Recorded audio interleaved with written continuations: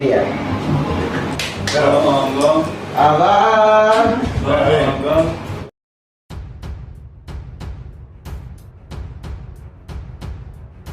Peringatan dokter pada Lesti dan Rizky Bilar terkait perkembangan Al-Fatih larang hal ini. Dokter mewanti-wanti Lesti dan Rizky Bilar terkait pertumbuhan Muhammad Leslar Allah Fatih Bilar yang kini sudah menginjak usia 7 bulan. Ternyata, peringatan dokter itu terkait hal yang membuat Al-Fatih terlihat menggemaskan. Ya, Lesti dan Rizky Bilar diminta mengawasi bobot tubuh anak mereka. Memang, Muhammad Al-Fatih Bilar kini sudah mengalami pertumbuhan pesat setelah usianya menginjak 7 bulan. Selain parasnya yang menggemaskan, Al-Fatih juga sudah mulai fasih dalam melafalkan beberapa kata.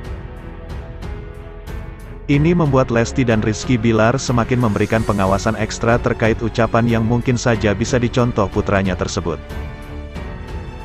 Meski pertumbuhan putranya tersebut berlangsung baik dan sesuai dengan anjuran dokter, Lesti dan Bilar masih memiliki PR terkait perkembangan Al-Fatih yang mulai dianjurkan belajar berjalan. Hal ini tak lain juga dipengaruhi bobot tubuh Al-Fatih yang begitu berisi dan montok untuk anak seusianya.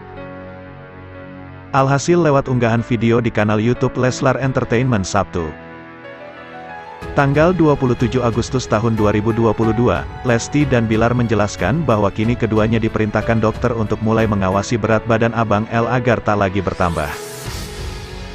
Al-Fatih berat badannya lumayan kan? Jadi ada PR buat Al-Fatih dari dokter, berat badannya jangan sampai naik lagi. Gak boleh banyak ngasih makanan dulu, jadi dikurangin aja, gak yang diet gimana? Gimana? Papar Lesti Kejora.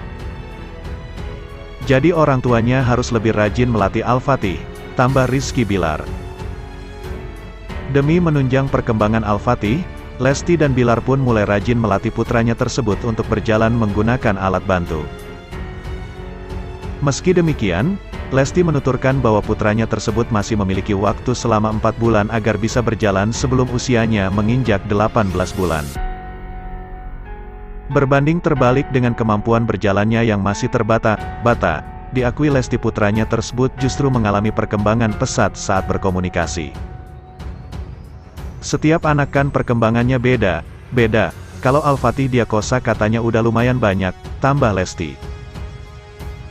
Bahkan sejak usia 6 Al-Fatih sudah mulai bisa mengucapkan beberapa kata tanpa dibantu Lesti Bilar. Kalau goals yang lain kayak dia ngomongnya apa segala macem udah alhamdulillah banyak banget kosa katanya, bahkan ada beberapa.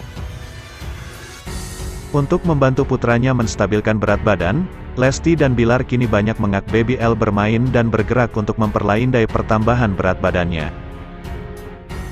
Jadi kita harus ngebiarin dia banyak simulasi untuk kakinya supaya banyak gerak, dan semakin dia banyak gerak semakin nanti kan berat badannya jadinya lebih landai tuh, ujar Lesti.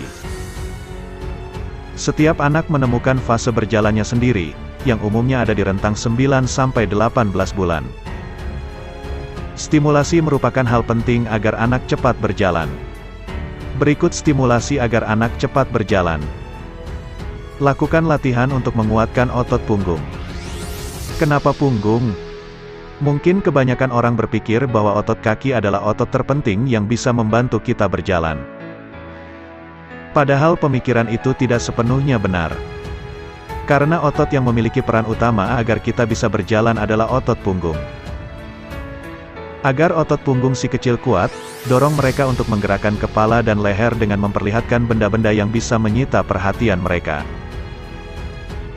Atau Anda bisa melatih otot punggung anak dengan meletakkan si kecil pada posisi tenggurap, atau berbaring menggunakan perut.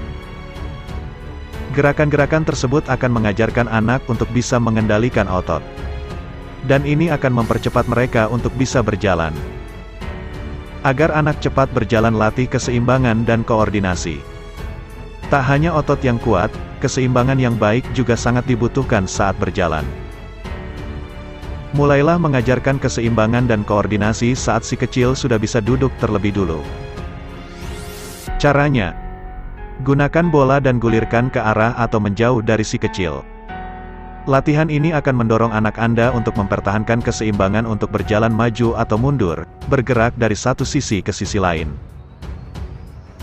Ajak si kecil belajar berjalan lewat permainan seru atau melakukan aktivitas yang mereka suka.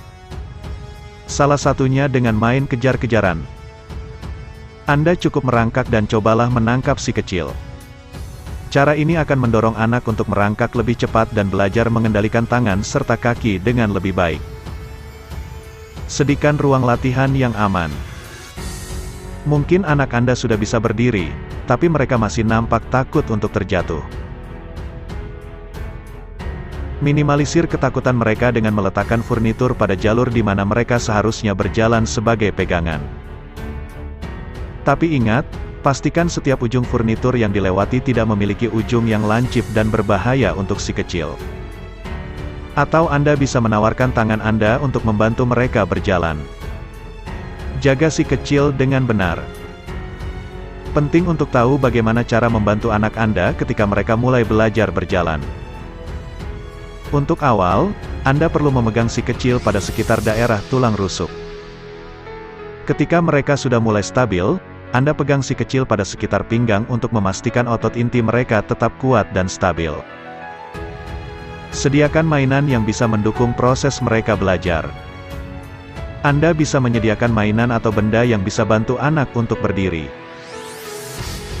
Ketika mereka sudah mampu berdiri sendiri, maka rasa percaya diri si kecil akan meningkat dan mendorong mereka untuk berjalan. Mendorong dan menarik mainan akan mengajarkan anak untuk tetap bergerak dan menjaga keseimbangan. Keberadaan mainan penting agar anak cepat berjalan.